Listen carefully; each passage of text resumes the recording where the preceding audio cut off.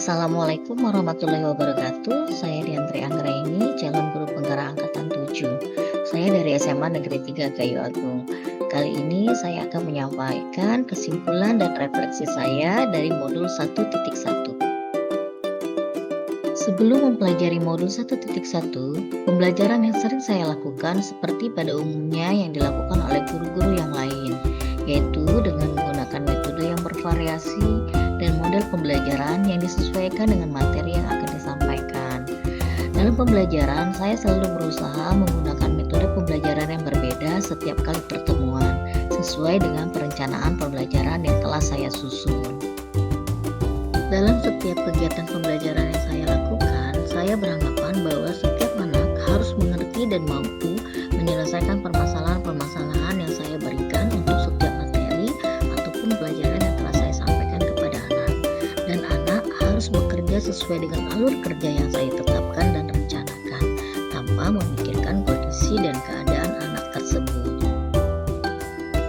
Dalam kegiatan pembelajarannya, saya selalu memberikan materi, memberikan contoh soal, dan selanjutnya anak-anak berlatih mengerjakan soal-soal yang saya berikan.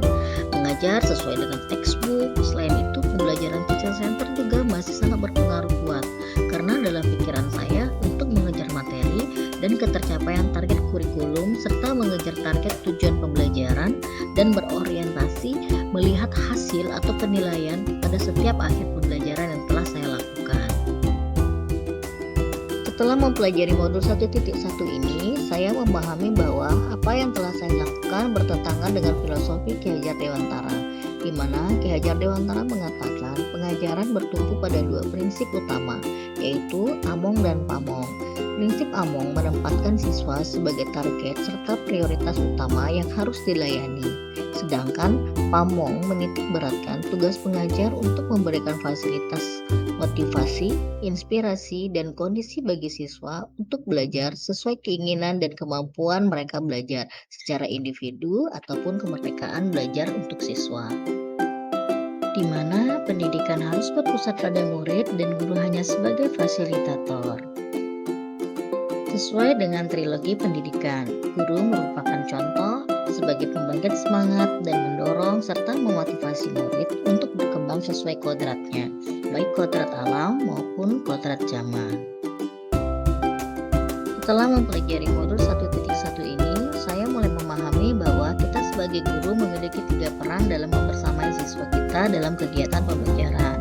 Kita harus mengetahui bakat anak didik kita. Begitu juga kita juga harus memahami bahwa setiap peserta didik memiliki keunikan dan potensinya masing-masing. Dengan kata lain, mereka memiliki kodrat alamnya sendiri. Kita sebagai guru berperan sebagai penuntun dan berkewajiban untuk menuntun mereka agar mencapai kodrat mereka ke arah yang lebih baik dan bijaksana. Begitu juga dengan capaian pembelajaran.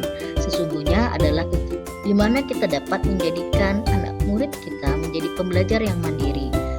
Jika mereka sudah bertumbuh kesadaran dalam diri mereka bahwa belajar itu di mana saja, kapan saja, dan dari sumber mana saja, yang penting punya niat untuk selalu belajar dan belajar, tentu akan menumbuhkan dan mendorong murid kita menjadi pembelajar yang mandiri dengan adanya peran seorang guru yang dilakukan secara simultan.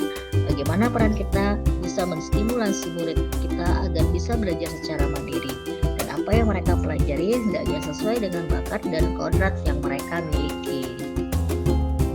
Yang akan segera saya terapkan dalam pembelajaran agar mencerminkan pemikiran Ki Hajar Dewantara antara lain adalah saya akan mulai menggali dan mendalami potensi-potensi serta bakat-bakat yang ada pada anak dengan cara bertanya kepada mereka tentang apa yang mereka sukai, pola pembelajaran seperti apa yang mereka sukai.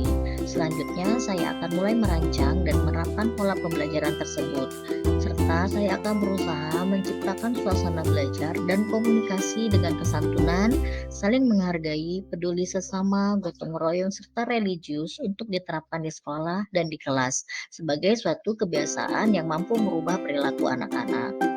Selain itu, saya akan mencoba menerapkan pembelajaran yang berpihak pada anak dengan melihat kodrat alam sebagai satu yang harus dituntun untuk merubah perilaku anak, memunculkan tabiat baiknya dengan memberikan perlakuan yang baik, membimbing dan memberikan contoh baik terhadap anak, pembelajaran akan lebih pada student center, atau istilah yang diberikan oleh Ki Hajar Dewantara adalah berhamba pada sang anak, yang artinya pembelajaran yang berpihak pada anak sehingga mereka merasa bahagia dan merdeka dalam belajar.